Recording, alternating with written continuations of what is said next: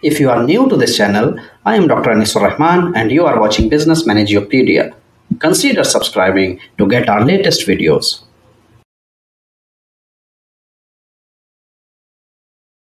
Chapter 3. Attack by Stratagem.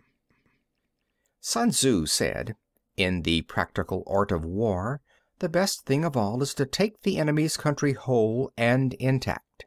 To shatter and destroy it is not so good.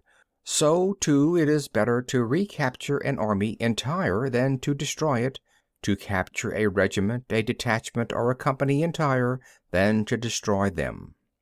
Hence, to fight and conquer in all your battles is not supreme excellence. Supreme excellence consists in breaking the enemy's resistance without fighting. Thus, the highest form of generalship is to balk the enemy's plans. The next best is to prevent the injunction of the enemy's forces. The next in order is to attack the enemy's army in the field, and the worst policy of all is to besiege walled cities. The rule is not to besiege walled cities if it can possibly be avoided.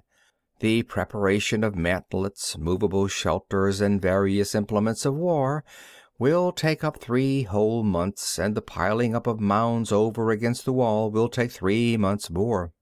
The general, unable to control his irritation, will launch his men to the assault like swarming ants, with the result that 1/3 of his men are slain while the town still remains untaken.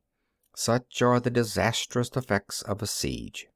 Therefore, the skillful leader subdues the enemy's troops without any fighting. He captures their cities without laying siege to them. He overthrows their kingdom without lengthy operations in the field. With his forces intact, he will dispute the mastery of the empire, and thus, without losing a man, his triumph will be complete. This is the method of attacking by stratagem. It is the rule in war, if our forces are 10 to the enemy's 1, to surround him; if 5 to 1, to attack him; if twice as numerous, to divide our army into 2. If equally matched, we can offer battle; if slightly inferior in numbers, we can avoid the enemy; if quite unequal in every way, we can flee from him. Hence, though an obstinate fight may be made by a small force, in the end it must be captured by the larger force. Now, the general is the bulwark of the state. If the bulwark is complete at all points, the state will be strong.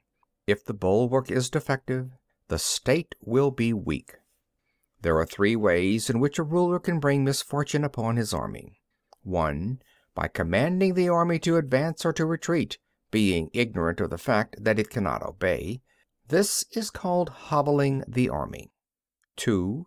By attempting to govern an army in the same way as he administers a kingdom, being ignorant of the conditions which obtain in an army. This causes restlessness in the soldiers' minds.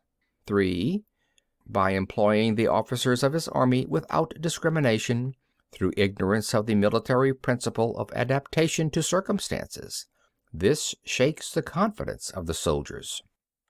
But when the army is restless and distrustful, trouble is sure to come from the other feudal princes. This is simply bringing anarchy into the army and flinging victory away. Thus we may know that there are 5 essentials for victory. 1. He will win who knows when to fight and when not to fight. 2. He will win who knows how to handle both superior and inferior forces. 3. He will win whose army is animated by the same spirit throughout all its ranks. 4. He will win who, prepared himself, waits to take the enemy unprepared. 5. He will win who has military capacity and is not interfered with by the sovereign. Hence the saying, if you know the enemy and know yourself, you need not fear the result of 100 battles.